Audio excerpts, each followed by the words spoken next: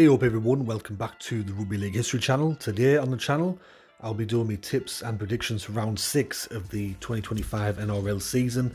Last week I got 5 out of 8 correct. I started the week off 0-2 and I went, oh no, here we go again. It's going to be another bad week with the tips, but things got better over time and ended up with 5 out of 8. So let's see how many I get correct this week. And the first match to kick us off is on Thursday night. It's Redcliffe, or the Dolphins if you want to call them that, against Penrith. This one's being played at Suncorp Stadium. These two sides have met twice before and Penrith have won both of those. Last week, Redcliffe got their first win of the year against the Gold Coast, and Penrith suffered another loss. This is the 4th one in a row. It's their worst start to a season in God knows how many years. A lot of people are declaring that the Penrith dynasty's over, and a lot of people are saying goodbye Penrith, thanks for coming, but your time's over. But I believe that this Penrith side can turn it around. I think they're just in a bit of a hole at the moment. It reminds me a lot of, well, not so extreme, but in 99, after Brisbane won the 98 premiership, they only won one of their opening 10 games, and eventually they woke up and they put about 8 or 9 wins together in a row, and they ended up making the finals that year. So it's not over for Penrith yet, but can you imagine if they lost 5 matches in a row? That would be crazy. I think what I'm going to do though is I'm going to give Penrith one last chance. I'm going to tip Penrith again. I know a lot of people probably tip Redcliffe, but I'm going to go for Penrith to win by 112 points. Eventually they have to stop the rot, and I think that they'll do so against Redcliffe on Thursday. The first match on the Friday is between St George and the Gold Coast. This one's being played at Wynn Stadium in Wollongong. The head-to-head between these two sides in the last 10 meetings is quite even. St George have won 6, Gold Coast have won 4. Both of these two sides coming in the fixture having lost their last game. St George, the extra time, Golden Point extra time loss against Parramatta, and the Gold Coast had that loss against Redcliffe. And I've said it in a couple of my other videos that the Gold Coast will be that team that denies me a perfect round or a chance of a perfect round every week, because you tip against them, they win. You tip them, they lose. So I tipped them last week and they lost. This is a really tricky game to call because, once again, as I just mentioned, the Gold Coast are a hard team to tip. I'm pretty sure St George will be hurting after that Golden Point extra time loss. I'd say if it was on the Gold Coast, I probably would lean towards them, but I'm going to tip St George at home, so I'm going to go for them to win by 112 points there in Wollongong. And the main match on the Friday is Brisbane against Sydney Roosters. This one's being played at Suncorp Stadium. These two sides met in round 1 this year, and Brisbane effectively ended Sydney Roosters' season in round 1 with that 50-point rule. They won 50 points to 14.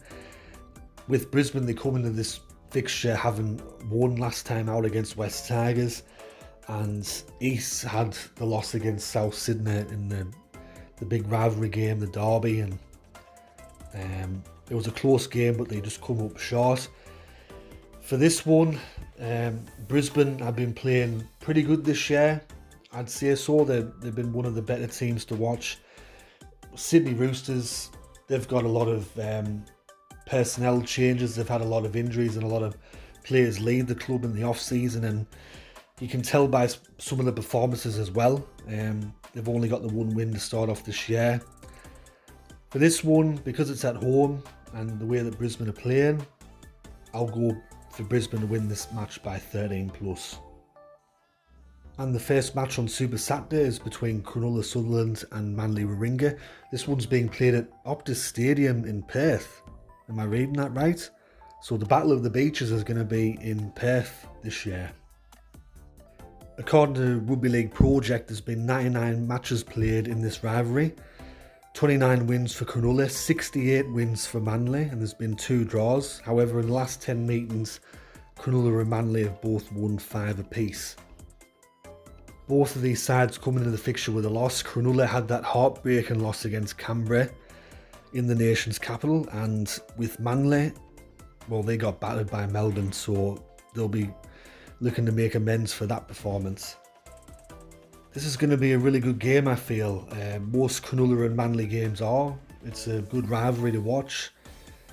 History would dictate that Manly would win this because they have been dominant in the rivalry. However, I don't know, because it's in neutral territory in Perth, it's going to be tricky to tell who's going to win. I'm gonna go for Cronulla to win. I'm gonna go for Cronulla to win by 112 points.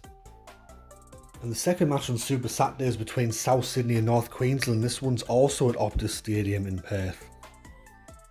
South Sydney have dominated this fixture in recent times. They've won 7 of the last 10 meetings against North Queensland in the league. South Sydney, as I mentioned earlier, had the win over their rivals Eastern Suburbs last week. North Queensland pulled off an upset against Penrith in a very tight game. North Queensland started the year off shite, but now they've come into this fixture with 2 wins in a row. From what I've been reading on the news and stuff like that, South Sydney are going to be without Humphries and Walker. Both of them are out. So that's a massive blow for them. And they got a couple of other players injured. The tips don't get any harder, don't get any easier, I should say. You know, you'd think logically you'd go with South Sydney, but North Queensland have put 2 good wins together.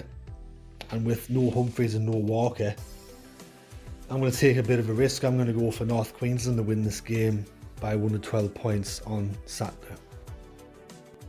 And the final match on Super Saturday is between Parramatta and Canberra. This one's being played at TIO Stadium in Darwin.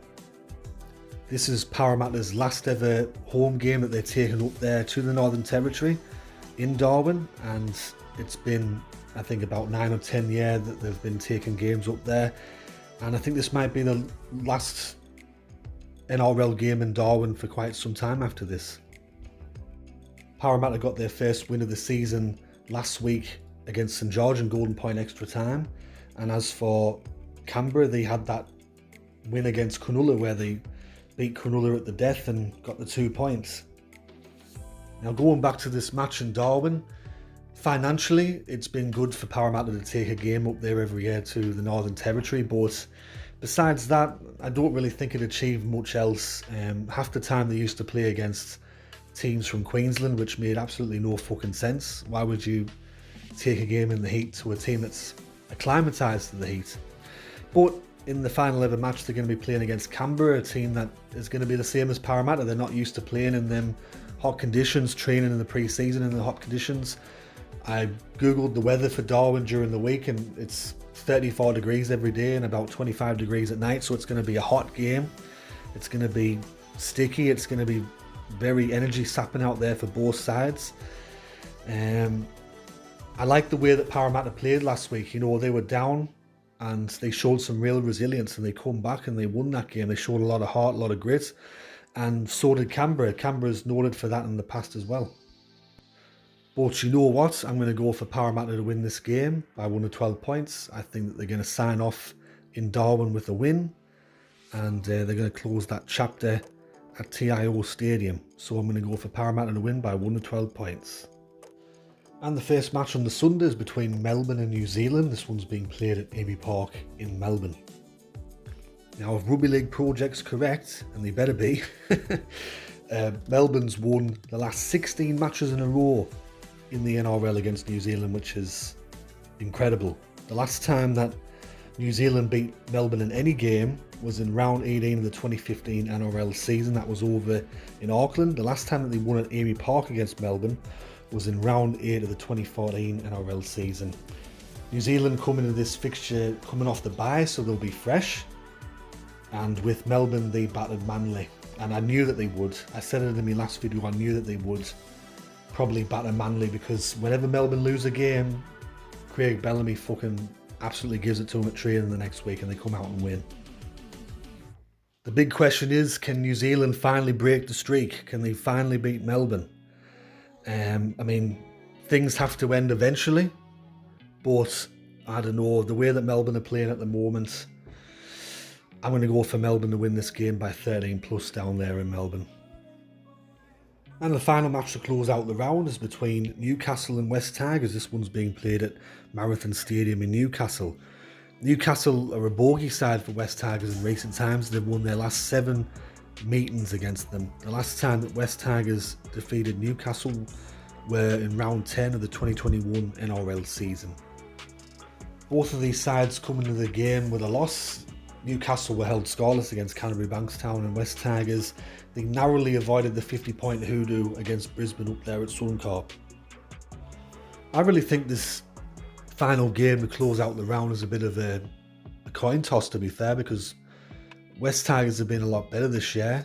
I mean, they did get battered by Brisbane, but throughout the entire season so far, they've shown a bit more promise, and Newcastle have surprised me a bit. So it's going to be an interesting game.